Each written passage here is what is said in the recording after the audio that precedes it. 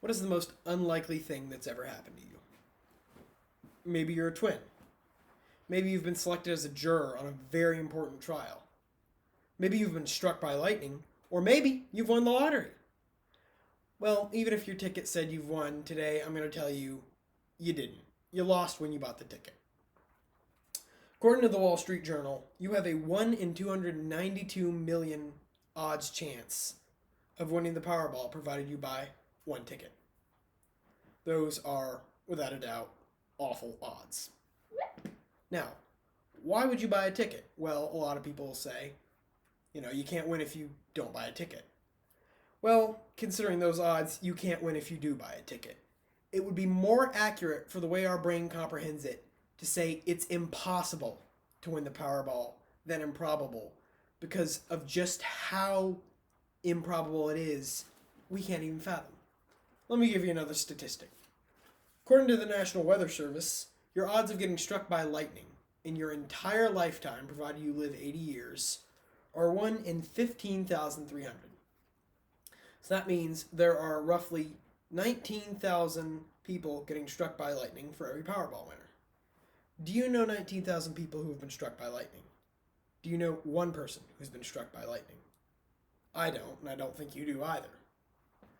So why is something that's so rare an occurrence, yet thousands of times more likely than winning the Powerball, an off chance, but we dream about winning that lottery ticket?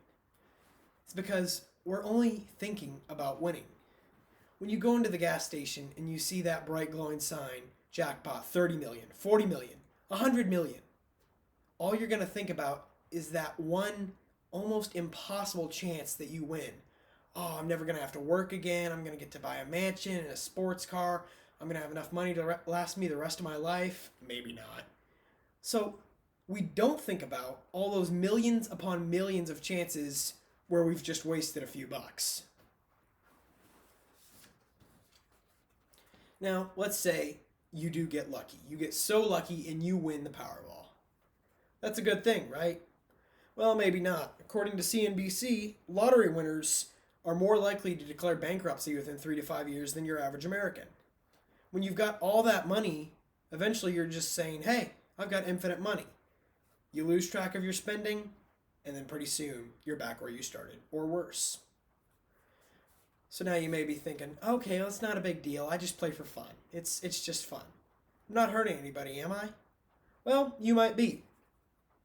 According to Bankrate.com, households in the lowest income bracket, 38% of them will buy a lottery ticket each week, whereas households in all higher income brackets, 19% of them will buy a lottery ticket each week.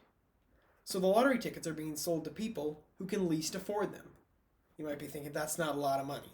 Well, 52 weeks in a year, at least one ticket a week, that could cover a car payment, unexpected medical bill, or just give you some extra savings.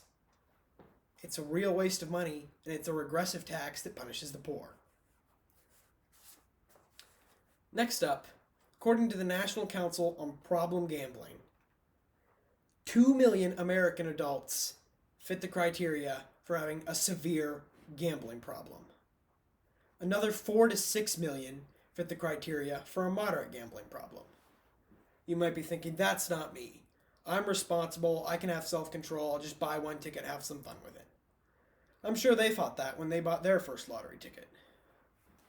So the lottery is impossible to win, practically. If you do win, it might be a bad thing. It's a regressive tax which punishes the poor, and it's a horrible outlet for people who have gambling addictions. So next time you're at the gas station, do yourself and everyone else a favor and buy a candy bar or a soda instead. It's better than buying a lottery ticket.